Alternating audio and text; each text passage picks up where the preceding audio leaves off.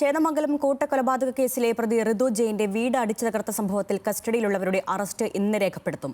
ചേന്നമംഗലം പേരേപ്പാടത്താണ് നാട്ടുകാരാണ് പ്രതിയുടെ വീട് ആക്രമിച്ചത്. ഭരണിമുക്ക് സ്വദേശികളായ ഗോവിന്ദ്, ജിബിൻ എന്നിവരാണ് പോലീസ് കസ്റ്റഡിയിലുള്ളത്. വിവരങ്ങളുമായി സഹിൻ ആന്റണി ചേരുന്നു. സഹിൻ, ഈ ചേന്നമംഗലം കൂട്ടക്കൊലപാതകം ഒരു നാടിനെയാകെ ഞെട്ടിച്ച സംഭവമായിരുന്നു. ഇപ്പോൾ ഇതിന്റെ തുടർ നടപടികൾ എങ്ങനെയാണ് മുന്നോട്ട് പോകുന്നത്? അരുണ്യ, ഇന്ന് ചേന്ദമംഗലം കൊലപാതക കേസിലെ പ്രതിയായിട്ടുള്ള ഋതു ജയനെ പോലീസ് കസ്റ്റഡിയിൽ വാങ്ങും. 5 ദിവസത്തേക്കാണ് പോലീസ് കസ്റ്റഡിയിൽ ആവശ്യപ്പെട്ടിരിക്കുന്നത്. കഴിഞ്ഞ ദിവസം ഇത് സംബന്ധിച്ചുള്ള അപേക്ഷ പോലീസ് കോടതിയിൽ സമർപ്പിച്ചിരുന്നു. ഇന്ന് കോടതി, എറണാകുളം ജുഡീഷ്യൽ 1ാം ക്ലാസ് മജിസ്ട്രേറ്റ് കോടതി അവരുടെ കസ്റ്റഡി അപേക്ഷ പരിഗണിക്കും. ഋതുവിനെ 5 ദിവസത്തേക്ക് കസ്റ്റഡിയിൽ കൊടുക്കാനാണ് സാധ്യതയുള്ളത്.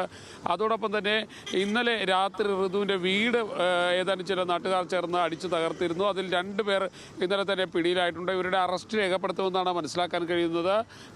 ജിബിൻ, ഒപ്പം തന്നെ ഗോവിന്ദ് എന്നീ പറയുന്ന 2 പേരാണ് പിടിയിലായിട്ടുള്ളത്. ഈ 2 പേരുടെ അറസ്റ്റ് രേഖപ്പെടുത്താൻ തന്നെയാണ് പോലീസ് തീരുമാനിച്ചിരിക്കുന്നത്. വലിയ പോലീസ് കാവലിലാണ് ഇപ്പോൾ ആ പ്രദേശം ആകെ ഉള്ളത്.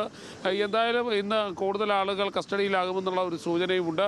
അതോടൊപ്പം തന്നെ ഇന്ന് നേരത്തെ സൂചിപ്പിച്ചതുപോലെ തന്നെ ഋതുവിനെ കസ്റ്റഡിയിൽ വാങ്ങിയാൽ പോലീസ് തെളിവെടുപ്പിനായി കൊണ്ടുവരേണ്ടി വരും.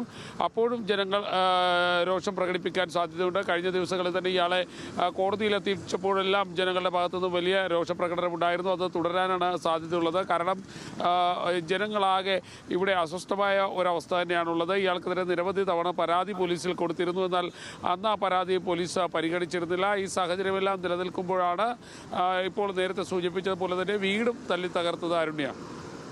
അതാണ് ചേന്നമംഗലം കേസുമായി ബന്ധപ്പെട്ട വിവരങ്ങൾ. കൂട്ടക്കൊലപാതക കേസിലെ പ്രതിയുടെ വീട് അടിച്ചു തകർത്ത സംഭവത്തിലാണ് ഇപ്പോൾ